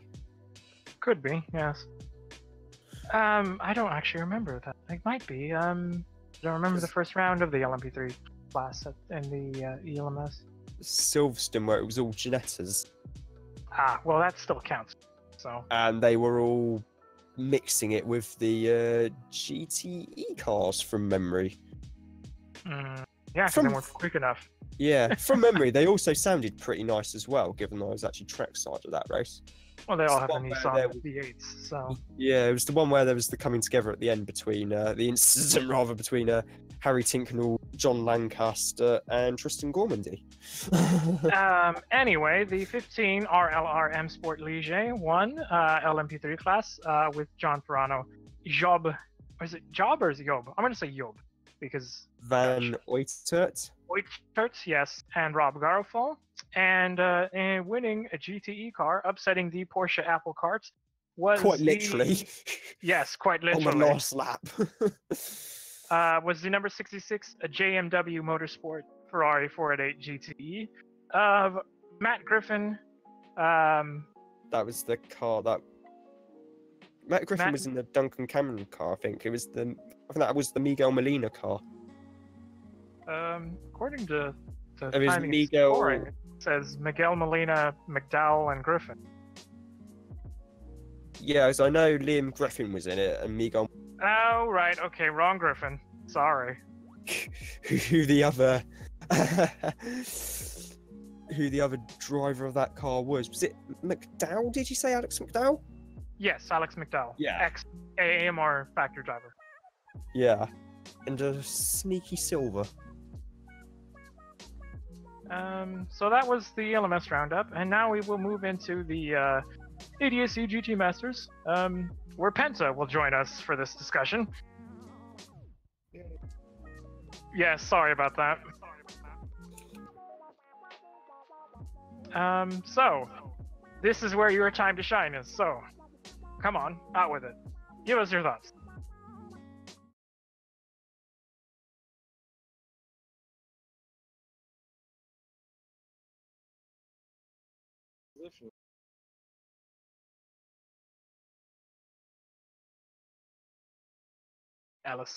Alice.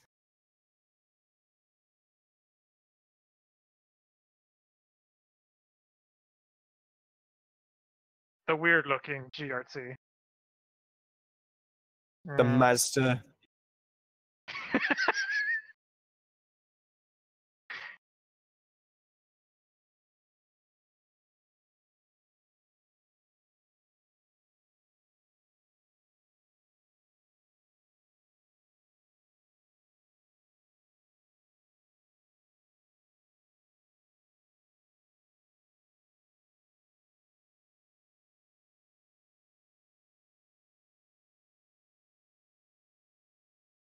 Yeah, the weird first turn. I looked at that and went, really?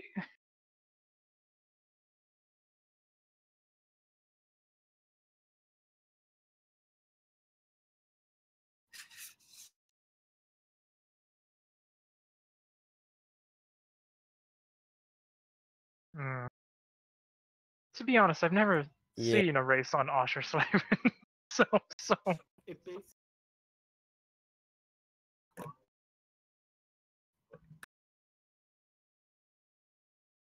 Right, okay, so that's where they put the chicane in then.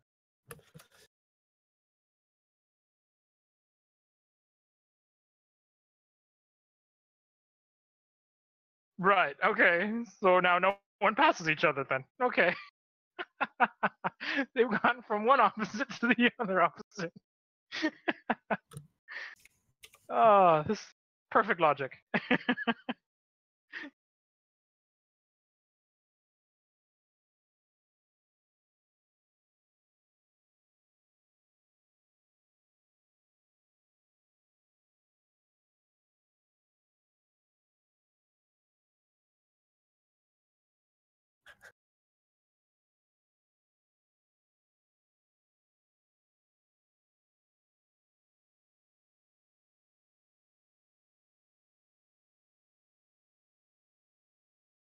It's very Zolder-like. That's a interesting statement. It was very Zolder-like.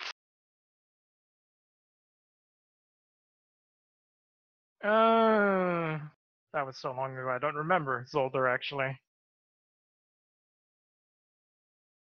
GRT won that race too, so pattern really.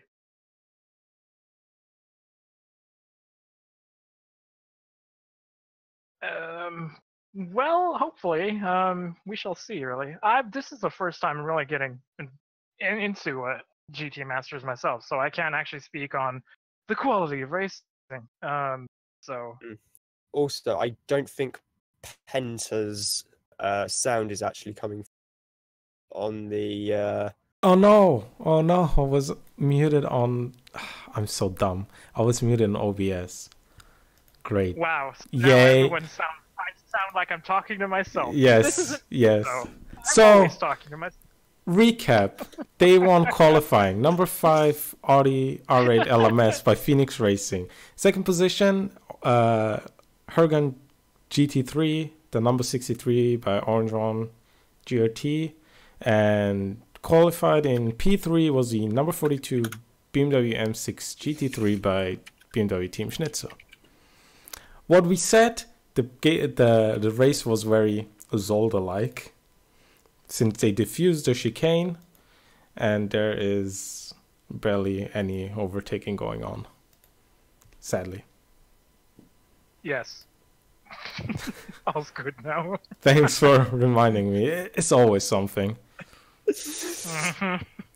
So that means I was muted the entire podcast as well, so every time I talk, no one heard me. So you seem crazy. What else is new? I already am, so there you go. Going great, going great. Going great. Thanks, Spencer. You're welcome. Doing your best to make me look insane. Wonderful. So, Well, then again, to co-host a podcast with me, you would kind of have to be, wouldn't you? yeah. You may have a point there.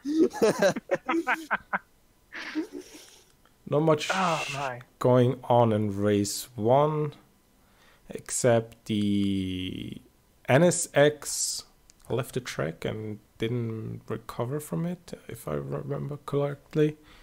Something happened with the NSX, but I'm not sure what anymore. It's too long ago. I can't remember all of this. Too long ago. many, many days ago. Yeah, Only it was- 4 days ago. Yeah, that's very long. Basically, it came down to the number 5 in P1 and the number... Who was it? I think the number 19. Or... No, it was the number 63.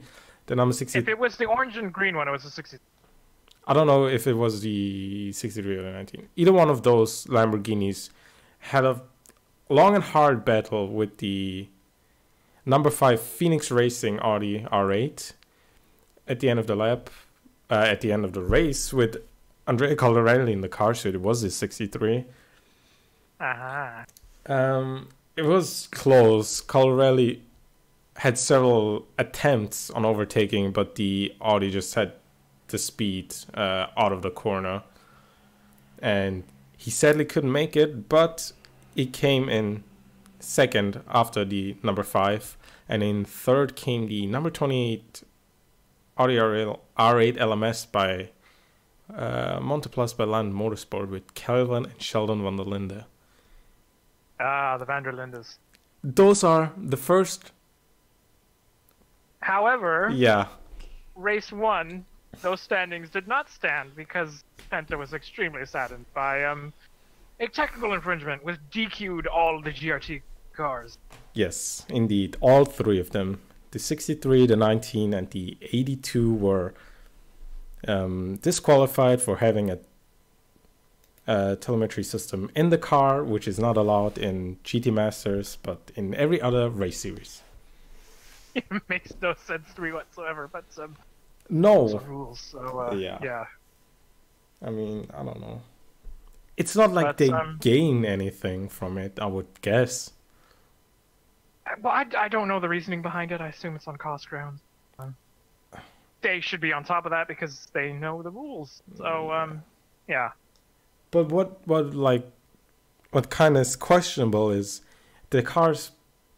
I mean, I'm pretty sure before every race they get like tech inspection.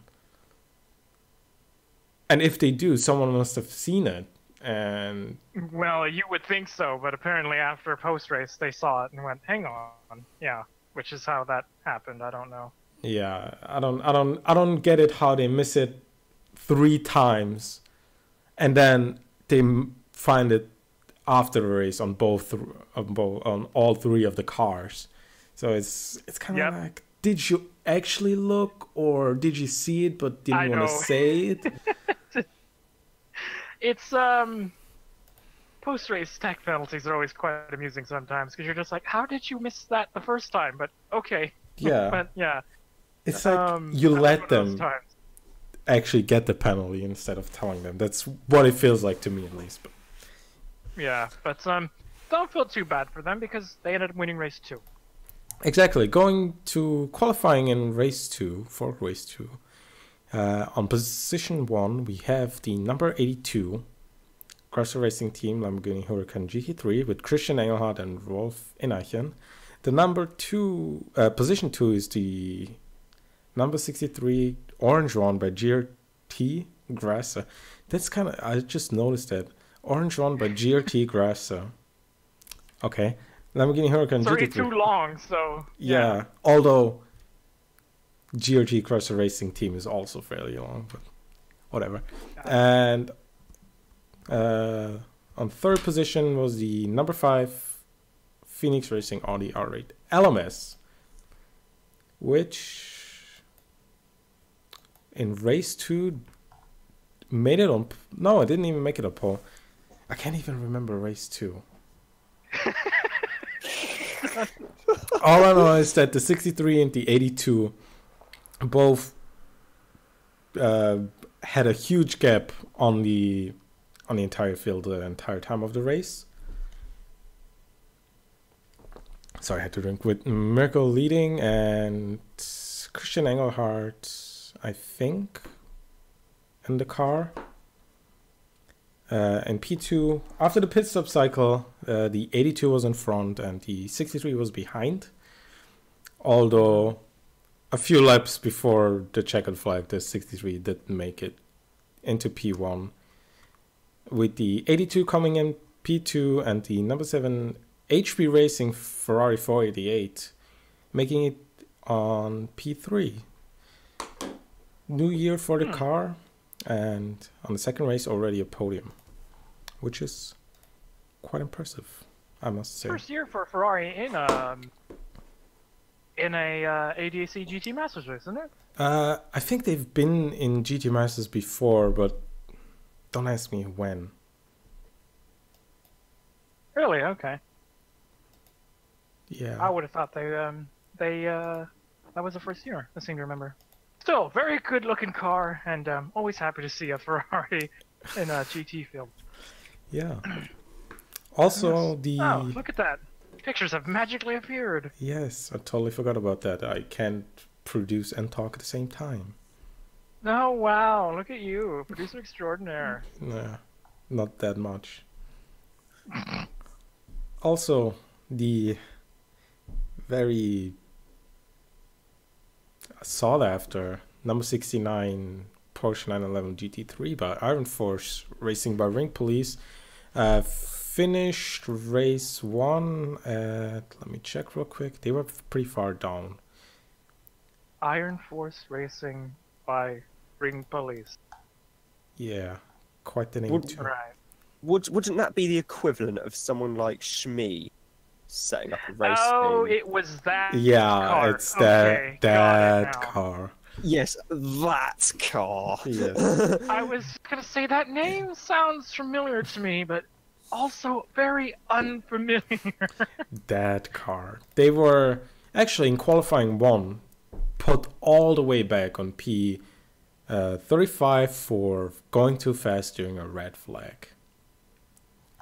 Please tell me that was not Lucas Lure behind the wheel when that happened. I'm pretty sure it was him. Oh, of course it was. Oh no! Just typical, really. Yeah. But I'm not too sure. Oh. But I think it gonna was. say, after his last race, how his last race for BMW ended. Yeah. No, but I'm pretty sure they had Lucas Lou in the first qualifying. Yeah. Oh, so that would make sense then. All right. Didn't go too well for them. They ended on, P22 in the first race. Second race for them. Yeah. I mean, they made up some positions. Well, with Lucas Lure behind the wheel, it's almost guaranteed. Yeah, he's. I don't actually think he was a faster driver though. I'm not sure. I wasn't really paying Who's it. teamed with him actually? Jan-Erik know. Sloten. So an M then. Okay. Yeah, the team owner. This explains the lack of pace then. It doesn't say if Lucas Lure's with the pro driver. There's no excuse for that lack of pace. But Is he Okay. actually? I wonder what his rating is. it's gotta at least be a silver or a bronze. I've never heard of that guy before. Neither have I. What's Lucas Lure's? He's at least a gold or a silver. Rob probably has driver ratings on a hotkey. I don't even know where to look them up, to be fair. It's not on a hotkey. I've just managed to use a Google. I'm surprised you don't have a tab that's just permanently open. Driver ratings, you say? Just pulls it up. But yeah, in the second qualifying, they didn't much better. They were on P28 and sorry. and finished Go on on. P22. Okay. So Lucas Lure is a platinum. What's the name of the other guy again? Yeah, Jan-Erik Sloten Okay. Is that with an S or a Z? with an S and a double O. Luton. Jan-Erik Sloten is a bronze. Has to be Excellent. expected. Yeah. That was kind of obvious, really. Yes. Anyway, yeah, that was the GT Masters sorted. Done. Exactly. Back in 10 days on Autodrome Most in the Czech Republic. Most. Most. Most. Is it most or most? Most? I don't know. That's a good It's not question. most? I would have thought it was most. Most. Because surely they don't want their race to be called most. I think it's Most. I'm going with Moss. That's an underrated track, I think. I've never heard of it. It is I new have on the heard of it. calendar. It's new on the calendar. I think it's the first properly major international race there for quite a few years now. So Well, I look forward to seeing it then. Yes. Are we sticking with GT things? We have the Blancpain Endurance Cup this weekend. 54 cars. That should be exciting for Monza. Hopefully they don't have a first corner pile up again. Fingers crossed. Oh. No black flags. Yeah, no black flags. Hopefully the Bentleys stay on the green stuff with their new car. yeah, or that'd race be a stuff rather. pretty rubbish debut if one or both cars ended up in a start line pile Also up the like last year. debut for RJN's new one of their new GTRs, the 2018 cars. Similar to the KCMG car in Blanc Asia, Yes. I think. They made their debut this past weekend, yes, but we don't have time for that. I thought they made their debut in Okayama in Super GT with Game Tanax. Did they? I think they might have done. I can't remember if Game Tanax were running the 2018 or 2017 spec car. If you know that, then more power to you, but I don't remember. Neither do I, to be honest. So it's Yes, so, it's just speculation. Yes. Yeah, This that's what we're good at. weekend, it will make its endurance racing debut. How about that? I'm going with that. I'm sticking with that statement. Also, first time Fair seeing enough. the Lexus RCF this season, I think. Not quite their endurance debut because they've been racing in IMS. That's true. And So, I think does last year's Suzuka 1,000 kilometers count? I don't know if those are proper homologated GT3 cars. So, Neither do I, to be honest. Neither do I. Also- I don't know if the VLN ones were properly homologated either. Yeah. Also, the debut of Chris Harris in the Garage 59 McLaren 650 GT S. Also, not really a Yes, not really a debut since he raced in Spa. Spa and Silverstone. Alongside Alexander West and Chris Someone from Goodwin. Garage Chris 59. Goodwin, Yeah, McLaren. Chris Goodwin, I think. Yeah. McLaren factory McLaren. driver who does all the developments. full season that was... entry though for Chris Harris. Okay, so he's full season again, because the last time he was full season, he was with Team Parker Bentley. Yep. Yep. That did not go so well that time, so hopefully this goes a lot more smooth. Yes, very much so. A couple other bits of news. Ford have announced. Oh, no, that they- we don't have time for this. We're already over. Are we? Yeah, we just crossed the 2 minute, 2 hour mark. 2 minute, that would be nice. 2-minute mark. 2 hour mark. Yeah, so we don't have time for that. We will do, however, listeners, we will do this because lots of breaking news has happened. We have a story about Jensen Button that we will talk about next weekend because there's a lack of racing next weekend, basically. So, I don't think there's- I even added that picture, so. did you? No. Well, you added Jensen Button, I think, but Jensen Button is Jensen Button. Yeah, we don't have time to discuss Anything. anything really, because we're over time. So I will do this because next weekend is the Honda Indy Grand Prix of Alabama for the IndyCars, the Blancpain Endurance race from Monza, and that is all I have basically on my calendar. The major things anyway, other than the NASCAR, but we never talk about the NASCAR. No, because we'd probably all end up just face palming repeatedly. Yes. Do either one of you have anything else other than that? Supercars from Phillip Island, MotoGP from Kota, Right. and World Superbikes from the Taurus Trophy Circuit Assen. Right. Well, we don't discuss those half the time, so cool. Yep, so it is literally Blancpain and Blancpain and IndyCars. Excellent. So and it was a I will do prototype this. challenge. Okay, I will do this deal with the listeners then. We will talk about the Ford news for Supercars next weekend. Not next weekend, next week, and also the Jensen Button news because it will probably be confirmed by then, next week.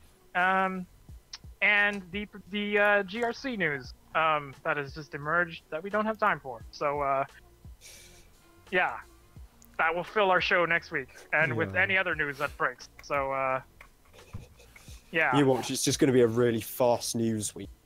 please don't say that. Hot seat. Do them as fast as you can. Yeah, exactly. The news roundup in less than 5 minutes. Go. Stuff happened. Yeah, exactly. Anyway, thank you to our one listener this week. Because all the rest of you are pathetically just making me doubt our audience at this moment. Yeah, so I hope you enjoyed our ramblings. For 2 hours now. Yeah. Hold on. We've got another listener. Probably 5 the same people. listener popping in and out. Yeah, we're up to 5 now. Same person. It Anyway. probably is. Before this train wreck goes any further, I'm going to end it here. So thank you for listening. Bye. Bye.